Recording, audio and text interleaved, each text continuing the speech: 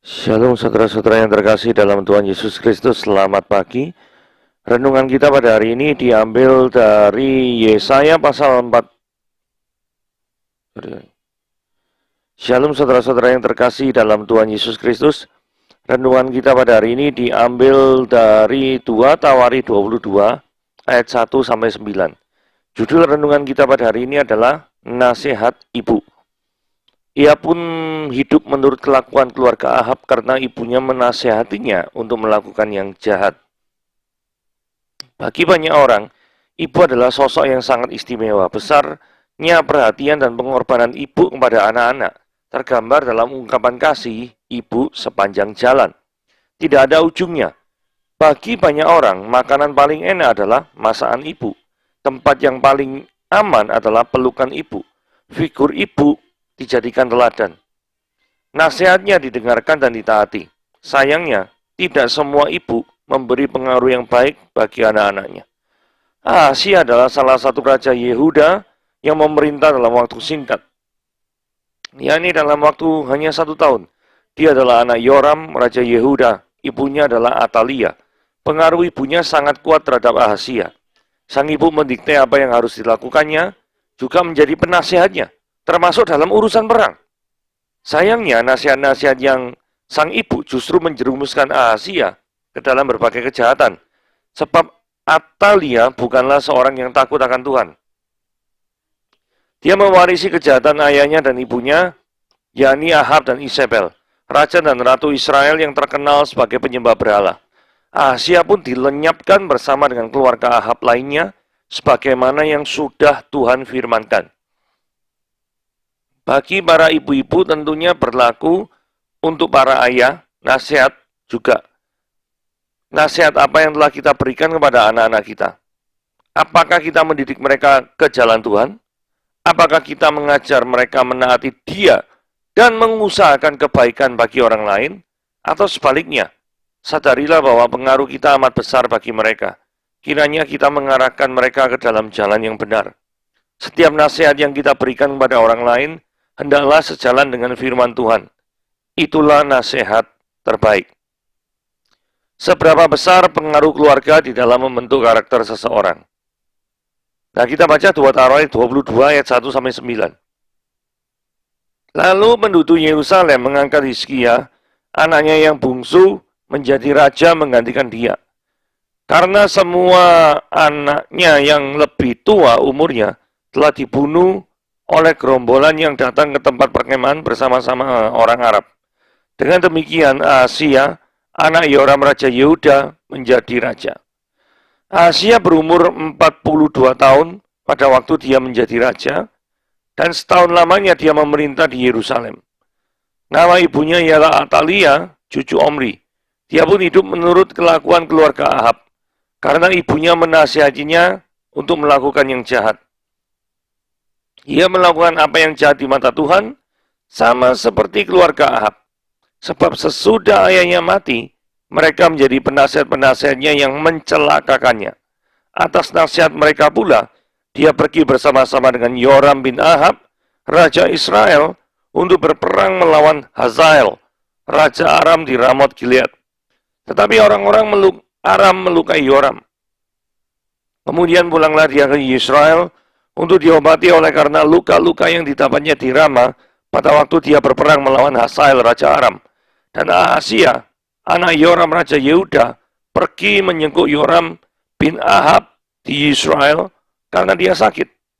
Telah ditentukan Allah bahwa Ahazia akan menemui ajalnya pada waktu dia mengunjungi Yoram. Maka ketika Ahazia datang, pergilah dia bersama-sama.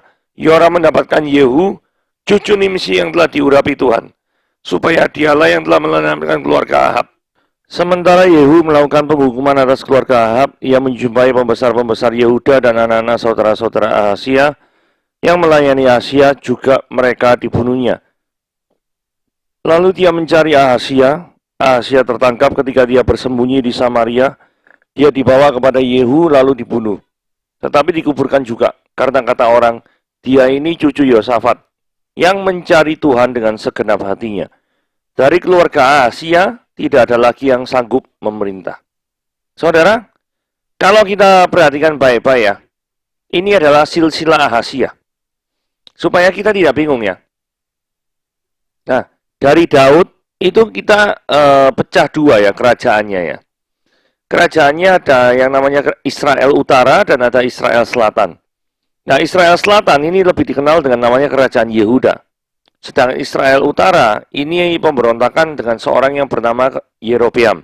Dan ini adalah keturunan daripada Yerobeam semua. Nah, sampailah suatu saat ada raja di Israel Utara yang ibu kotanya Samaria, itu yang bernama Ahab. Ahab ini punya istri yang namanya Isabel, yang bertarung dengan Nabi Elia. Betul ya? Nah, Ahab ini mempunyai anak yang bernama Atalia, yang disebut di dalam ayat yang pertama. Yang disebut di dalam ayat yang kedua nih ya. Nama ibunya ialah Atalia, cucu Omri. Omri di sini, ini Atalia. Nah, kita lihat ayat yang pertama dulu ya. Nah, Atalia ini menikah dengan yang namanya Yoram, yang disebut di dalam ayat pertama nih ya. Dengan demikian Ahazia, anak Yoram, Raja Yehuda. Jadi Yoram ini anak Raja Yehuda, keturunan daripada Yosafat.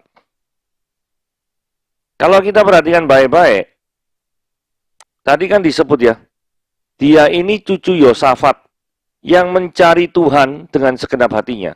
Kalau kita perhatikan dengan bagan ini adalah, memang ini adalah Yosafat, ya toh, memiliki cucu yang namanya Ahazia bin Yoram yang sedang kita bicarakan. Nah, kalau kita lihat, Ahazia ini sebenarnya mungkin belum tentu cocok menjadi raja ya. Kenapa? Karena kondisi dia menjadi raja daripada bangsa Israel itu terpaksa. Karena gini ya, menjadi raja, menggantikan dia, karena semua anaknya yang lebih tua umurnya telah dibunuh oleh gerombolan yang telah datang ke tempat perkemahan bersama-sama dengan orang Arab. Jadi saudara-saudara daripada Ahazia bin Yoram ini sudah tewas. Karena nggak ada pilihan lain, maka yang terjadi adalah Ahazia yang menjadi raja. Nah, kalau kita baca secara keseluruhan tadi, ini orang yang tidak memiliki kapabilitas, hanya bisa mendengar kiri kanan gitu ya. Ternyata memang tidak cocok jadi raja, tidak bisa ngambil keputusan sendiri, tapi lebih banyak mendengarkan nasihat-nasihat yang dari ibunya, yang celakanya itu nasihatnya kejahatan. Saudara perhatikan baik-baik. Ahazia ini berumur 42 tahun loh pada waktu dia menjadi raja. Artinya apa? Artinya dia sudah memiliki cukup umur untuk bisa mengambil keputusannya sendiri. Tetapi yang terjadi adalah dia tidak melakukannya hal yang demikian. Dia lebih menggantungkan segala keputusannya itu kepada orang-orang terdekatnya. Saudara, ini satu pelajaran penting pada hari ini ya. Jangan pernah kita memiliki hati yang diombang-ambingkan oleh nasihat-nasihat yang jahat. Saudara harus memiliki keputusan. Saudara sudah dewasa secara umur. Mungkin sudah 20 tahun, 30 tahun, atau bahkan 40 tahun, bahkan mungkin lebih. Nah, seseorang yang sudah dewasa secara umur, hendaklah juga dewasa secara karakter, dan memiliki kedewasaan dalam pengambilan keputusan yang baik dan benar.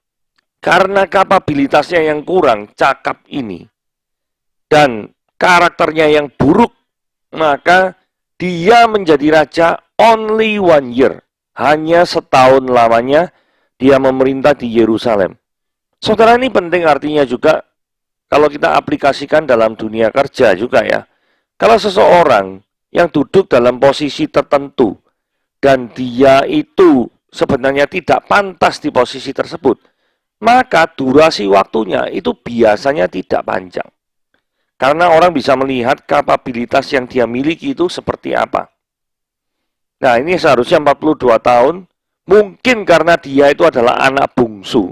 Di sini kan disebut ya, mengangkat Ahazia anaknya yang bungsu. Mungkin dia berpikir, enggak mungkinlah aku jadi raja. Karena enggak mungkin aku jadi raja, buat apa aku belajar hal-hal yang berhubungan dengan kerajaan. mendingan aku berfokus bersenang-senang saja. Toh aku punya kakak-kakak yang bisa nanti menjadi raja dan memerintah Israel. Mungkin pemikirannya Asia seperti itu. Karena Asia tidak pernah mengira kalau kakak-kakaknya akan dibunuh dan dia yang diangkat menjadi raja. Oke? Nah, yang berikutnya adalah nama ini yang tadi sudah disinggung. Nama ibunya ialah Atalia, cucu Omri. Ini Atalia, cucu Omri. Omri ada di sini. Ya. Jadi ini Asia ini adalah hasil pernikahan daripada Israel Utara dan Israel Selatan. Ya, ini ada persilangan ini dan lahirlah raja yang namanya Ahasia. Kurang lebih seperti itu ya. Ahasia pun hidup menurut kelakuan keluarga Ahab. Karena ibunya, yaitu Atalia ini, menasihatnya untuk melakukan hal yang jahat. Saudara sebenarnya gini ya, Ahab ini menjadi jahat itu karena Isabel. Mungkin pada dirinya sendiri Ahab juga sudah jahat. Tapi jadi semakin jahat karena nasihat yang namanya Isabel. Saudara, ada satu kasus gitu ya. Ketika Ahab itu ingin memiliki kebun anggur. Gitu. Ada kebun anggur. Nah kemudian sang pemilik kebun anggur ini tidak mengizinkan Ahab untuk memilikinya. Walaupun mau Ahab itu untuk membeli. Nah, pemilik kebun anggur ini kemudian difitnah oleh Isabel karena menghina raja lah, menghina Tuhan lah, menghujat lah. Dengan Isabel itu menghadirkan saksi-saksi palsu, sehingga pemilik kebun anggur ini kemudian dilempari batu sampai mati. Dan ketika dia meninggal dan tidak memiliki ahli waris, maka Ahab ini bisa jadi memiliki daripada kebun anggur itu. Nah, saudara, kalau kita lihat cerita ini, kita lihat bagaimana sang istri yang namanya Isabel berusaha menyenangkan suaminya dengan cara-cara yang kotor. Dan Ahab tidak menegur daripada Isabel. Oke saja. Pada zamannya Ahab dan Isabel, Nabi Baal ikut jumlahnya sampai 400 orang. Itu yang berperang di Gunung Karmel melawan daripada Elia. Jadi kalau kita melihat cerita dan latar belakang ini, kita bisa menebak Atalia itu karakternya seperti apa. Itulah sebabnya dalam judul renungan tadi adalah seberapa besar pengaruh keluarga dalam membentuk karakter seseorang. Dalam hal ini seseorang yang bernama Atalia, seorang perempuan yang bernama Atalia, memiliki karakter jahat. Pasti setiap hari itu diindoktrinasi oleh yang namanya Isabel, istri daripada Ahab.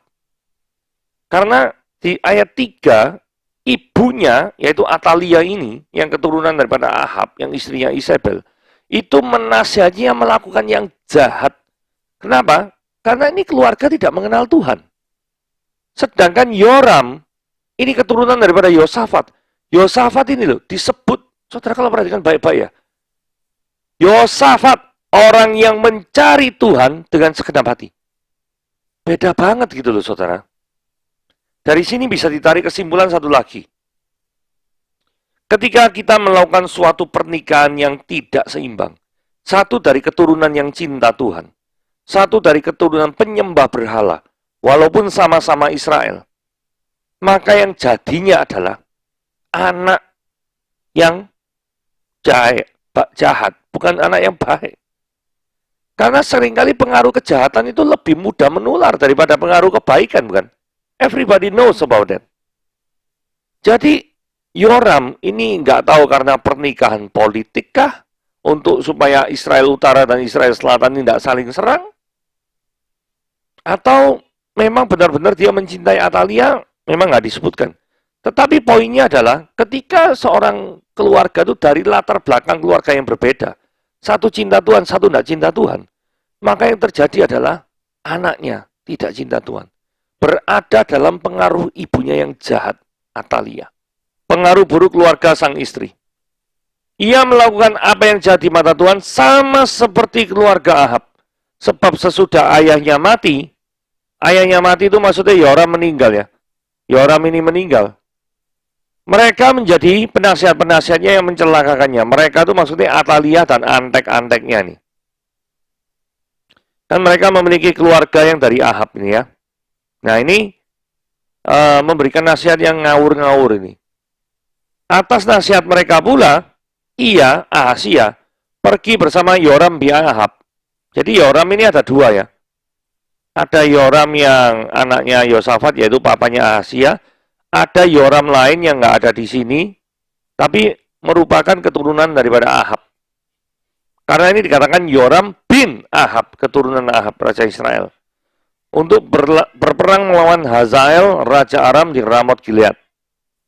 Nah, saudara kita lihat ya, pengaruh kejahatan dari keluarga Ahab, yang tidak karu-karuan itu ya, gara-gara Isabel, menular sampai ke Asia, yang sebenarnya adalah keturunan dari Yehuda. Yang kita sudah sebut tadi, Asia adalah cucu dari Yosafat, Raja Yehuda yang terkenal cinta Tuhan. Awal mula kejahatan Asia adalah pengaruh dari ibunya yang bernama Atalia. Pengaruh yang ditanamkan Yoram, ayahnya, ternyata tidak cukup kuat untuk membuat Asia memiliki prinsip. Padahal Asia sudah umur 42 tahun ya. Tapi masih menerima nasihat daripada sang ibu, sesat lagi. Tapi justru pengaruh daripada keluarga klan Ahab lah yang menguasai pemikiran daripada Asia. Ini bahaya sekali. Karena mereka memiliki kedekatan keluarga dengan kerajaan Israel Utara. Maka ketika Yoram bin Ahab menyerang ke Aram, Yoram bin Ahab berarti kan keluarga Israel Utara ya. Kan bin Ahab, Ahab orang Israel Utara. Serang Aram, maka karena adanya kedekatan keluarga, umamanya itu orang Israel Utara kok. Otomatis Asia yang memiliki ibu dari kerajaan Israel Utara, mau tidak mau membantu Yoram bin Ahab. Padahal ya, kalau kita lihat dalam catatan Alkitab, biasanya kalau raja yang cinta sama Tuhan, itu sebelum maju perang, itu raja itu bertanya loh sama Tuhan terlebih dahulu. Terus memilih pasangan itu harus berhati-hati. Karena kalau tidak bisa membuat masa depan anak itu bisa hancur. Gitu ya. Nah, akhir dari pemerintahan Asia dan Yoram.